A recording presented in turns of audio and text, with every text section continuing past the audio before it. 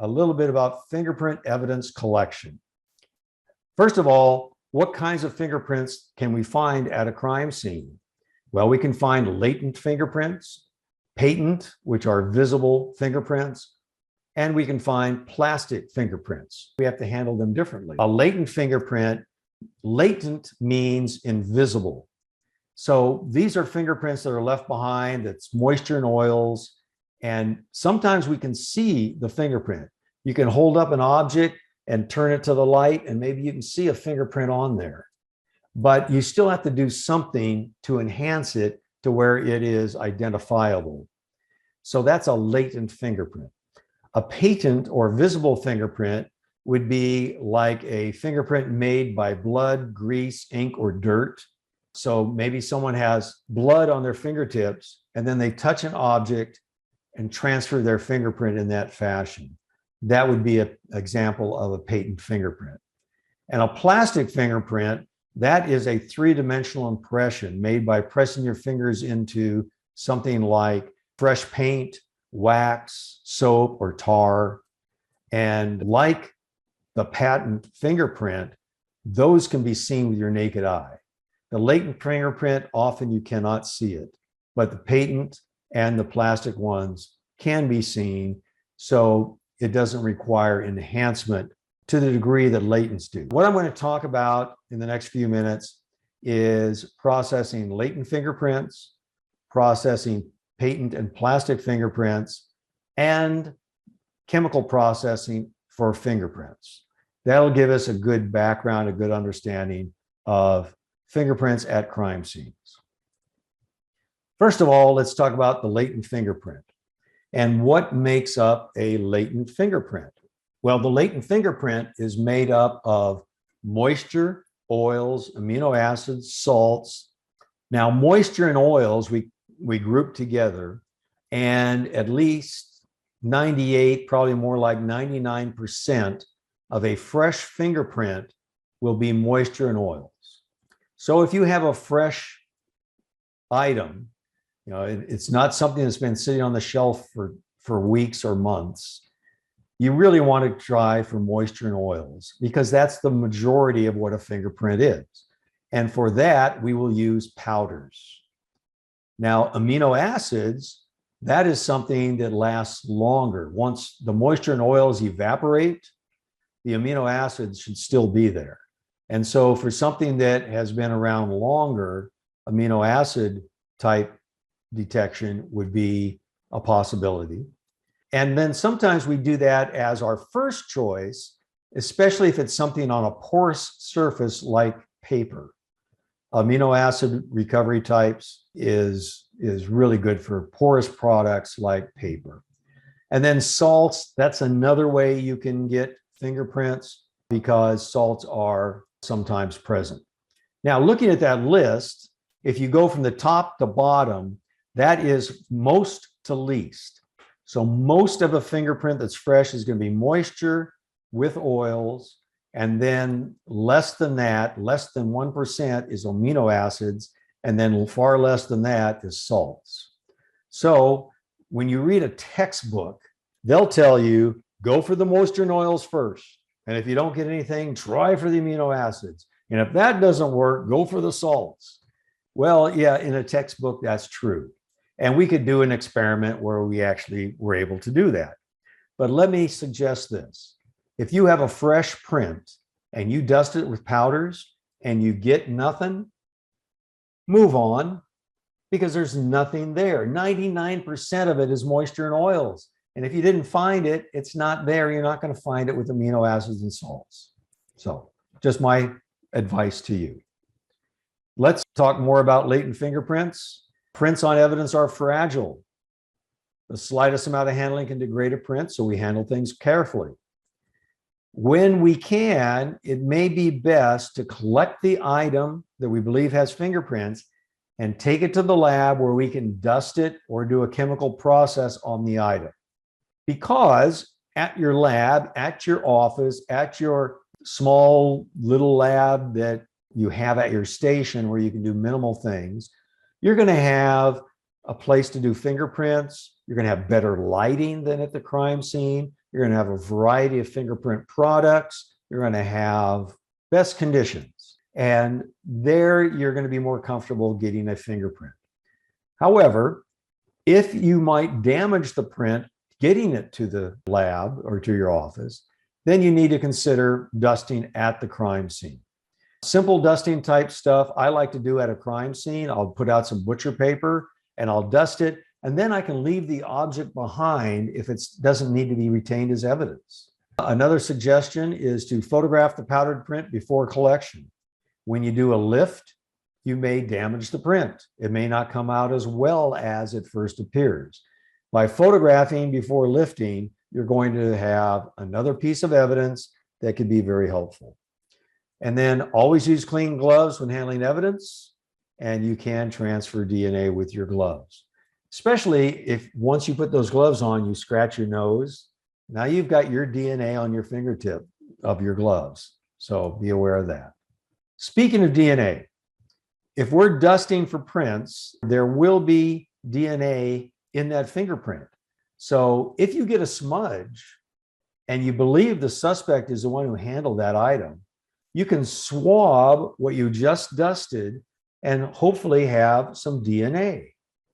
Fingerprint powder will not interfere with the process of analyzing any DNA that may be there. The problem is your brush and your powder. And I have my favorite brush. It's a fiberglass filament brush. Well, I have this favorite brush. And when you first use a brand new brush, they don't work as well. You got to break them in, use them for a while. Well, if I dust for prints in one point of the crime scene with my favorite brush and go to the next area, I could be transferring DNA from the first area to the second. I could even be transferring DNA from a previous scene where I used that brush to the scene now. And if I now swab that smudge and submit that as DNA, it could be somebody else's DNA that wasn't even at the scene. So how do you deal with that? Well, one way is to use a fresh brush every time, and they do make disposable brushes.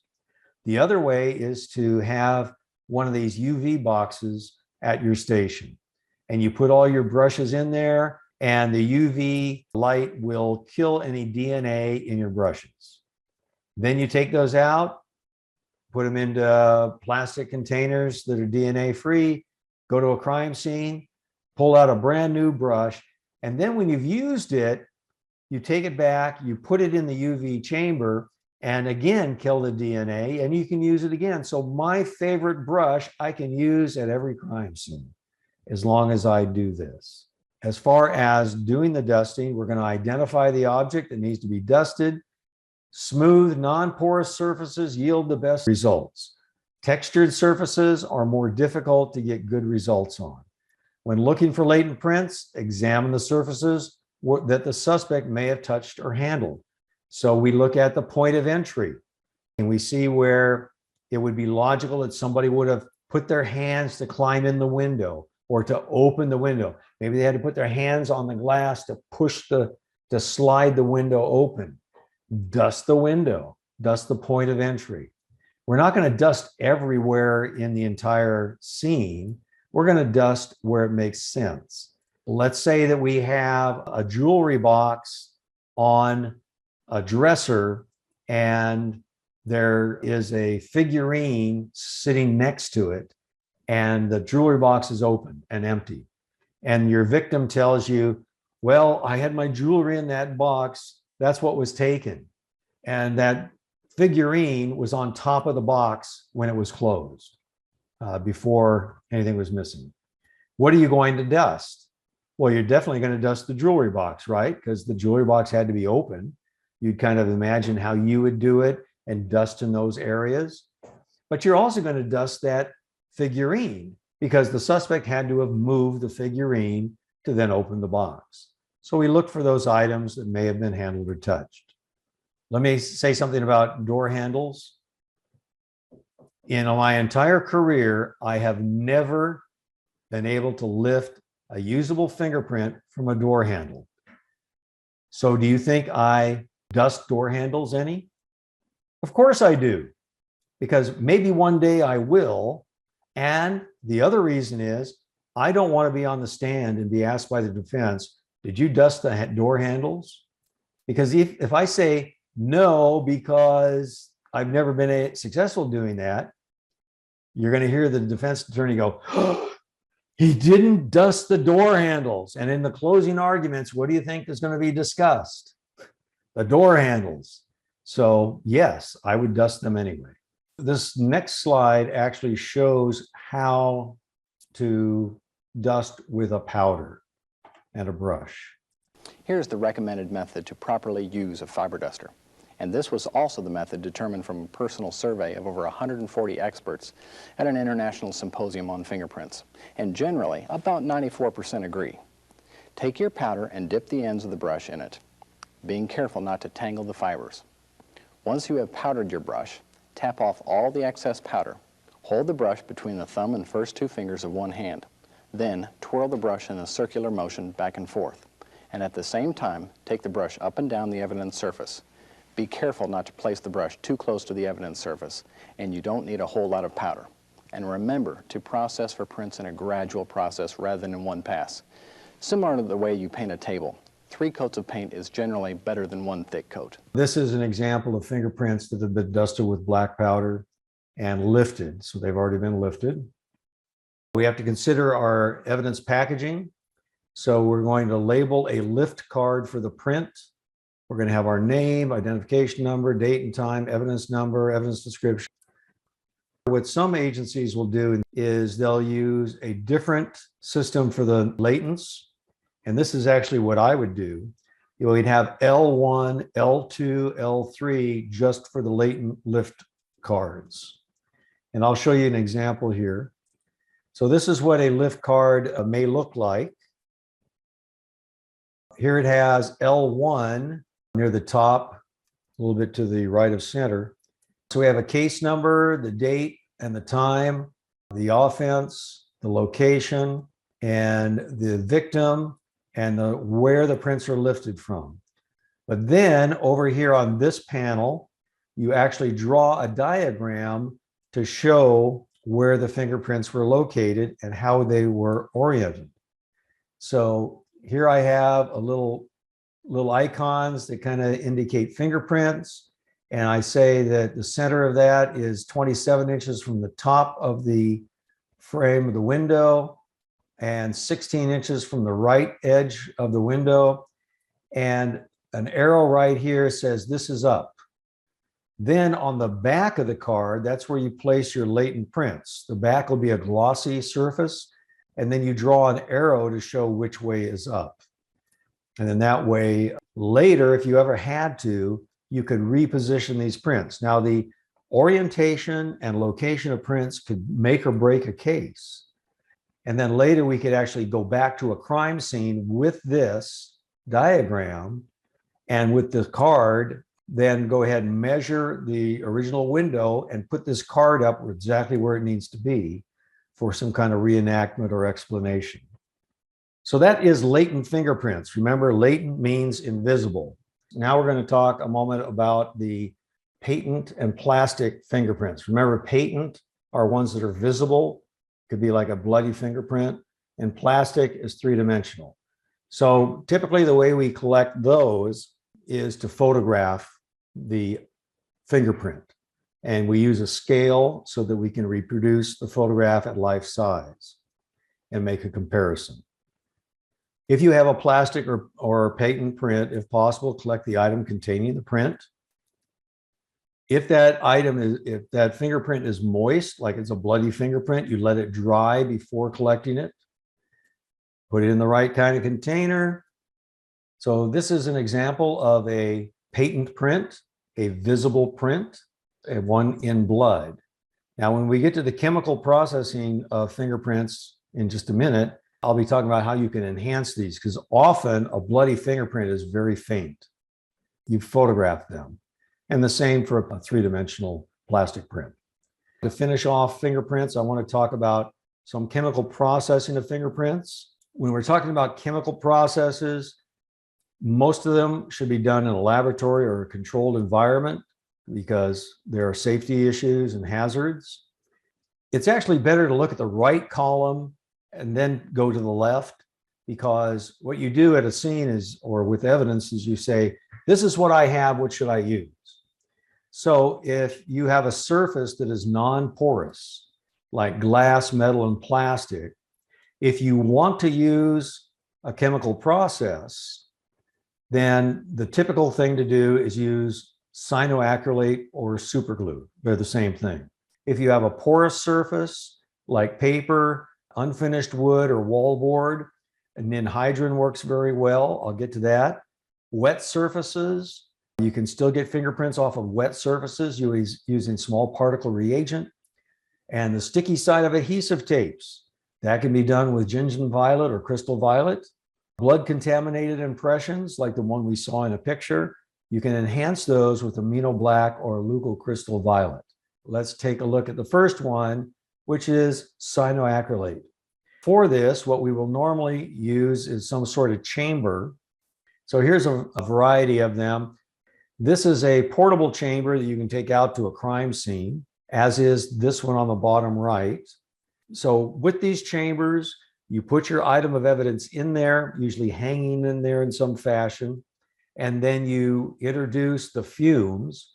So there'll be, in most of them, there'll be some kind of a heating element that you put your super glue on, and then the fumes cause the moisture in the fingerprint to polymerize to the item of evidence. So it becomes a hardened white image. And then from that, you can dust or use another process to raise that fingerprint further for visualization. The neat thing about supergluing is you can usually find more prints. It's more thorough. You're not going to miss as much. And also the prints become very durable, and you can dust them more than once if necessary. Once you get those visualized prints, when you superglue, you'll see those little white ridges, and then you can go ahead and dust it with black powder or even fluorescent powder. What seems to work best is magnetic black powder. And then you go to photograph that, and then you can also lift it with tape. Another way you can preserve those after glue fuming is to use a dye stain. Well, the dye stain, and there are several types, you just rinse the item with it, let it dry, and then you photograph it under an alternate light source. And that image you see at the bottom right there is how they come out. So what you do is you have a dye stain mixed up in a squeeze bottle, and you squirt that all over the item once it's been super glued, and then you photograph it. So that's the glue fuming, really good for non-porous surfaces. If you have a porous surface, you cannot glue fume. But on porous surfaces like paper, ninhydrin, which is a chemical, is the way to go. You mix it up, or you buy it pre-mixed, you put it in a tray, and then you dip your object in it. You actually allow the paper to saturate. You then hang it up and let it dry. And when it dries, the amino acids are revealed with these purple stains. Now, if you have a wet surface, you can process that for prints. One way is to wait for it to dry and then process. But if you don't want to wait, you can use small particle reagent. Small particle reagent is a suspension of a powder in water with a detergent. And the powder particles are going to adhere to the fingerprint the same way that a fingerprint powder normally does. And when you squirt that on with the detergent in it and all that, it's a carrier. It allows the fingerprint powder to adhere to the oils when you have a wet surface. So let's say you have the outside of a vehicle and it's been raining. You could shield the area or take it indoors or wait for it to stop raining. And when it dries, dust it, or you could use the small particle reagent. And once you spray it on, you rinse it off with clear water. And this is the kind of result that you would then receive. As you saw in the previous slide, it can come in white powder, black powder, or even a UV powder that you use a UV light to get a photograph of. But here are some black powder ones on a wet surface. And this looks like a car out in the rain maybe. And then here's one with white powder. Wet surfaces, small particle reagent. Sticky side of adhesive tapes, we can use gingin violet or crystal violet. So these are, again, chemicals. You mix them up with distilled water usually, and you have a tray, and then you go ahead and you immerse the sticky side of the tape in the tray. You do it face up so it doesn't stick to the bottom of the tray, and you just use some tongs and you press it down into the solution. And then after it's fully saturated, you lift it up and rinse it off with clear water, and you get these purplish stains. And those are your fingerprints. You can also use crystal violet on grease and oil contaminated surfaces. So sticky side of adhesive tapes, and you may have a package, like a bomb was in a package or something, and all you do is you use undo or some other material to release the adhesive from the package, and then you can go ahead and do this process.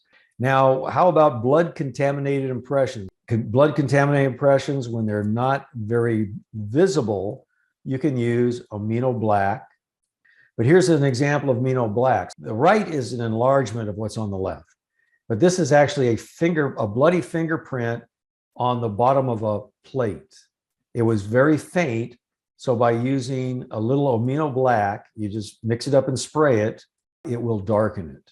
Amino black is a dye that stains the protein component of blood blue-black. This is best non-porous surfaces, like this plate is non-porous, because on a semi-porous or a porous surface, it's likely to produce some background staining.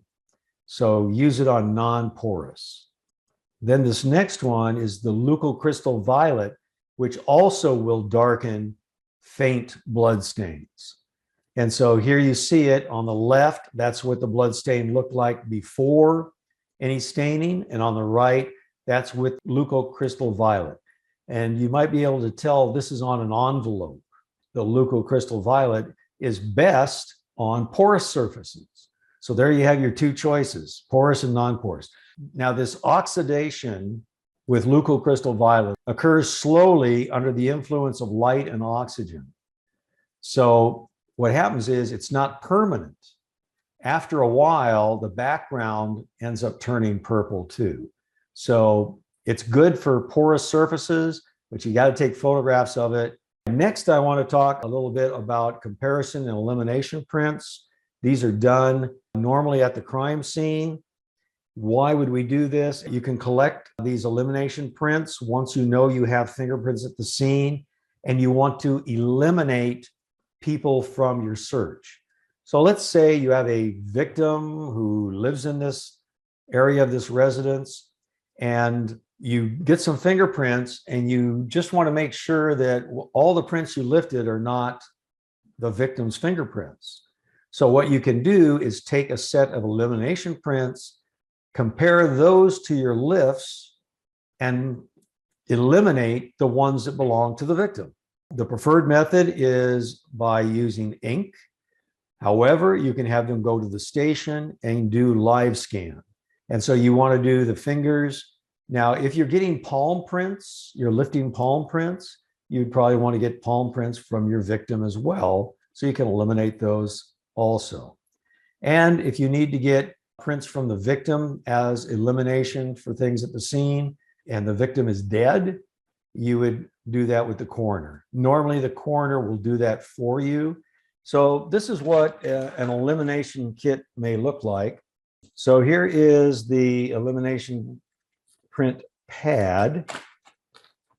And basically, you would just go to a kitchen counter, would work nicely, and you take the Portland pad and you open that up, and you have the person, you help them, you hold on to their hand and their finger, and they roll their finger, and then they roll it on here. So we have facing this way, right thumb, right index, right middle, right ring, and right little. So you would roll their thumb here, index finger, middle finger, and so forth. Then you ink up their other hand, you turn this around, and you do the left. Then when you're done, on the back of it, you put their name and you have them sign it. And if you have any notes, you put it there and you put your name. And then this can be used to eliminate their fingerprints as you are doing your comparisons. Now, if you're doing a cadaver, you have this as a kit. And so there's one strip for left and one strip for right. And there's just these squares that you see. And then you have this, which is often called a spoon. And you put the card in and you move it to wherever you're going to do. So if you're going to do the left middle, now you've got this at a curve like that, and you ink up. And so you put that against the finger and rotate it. And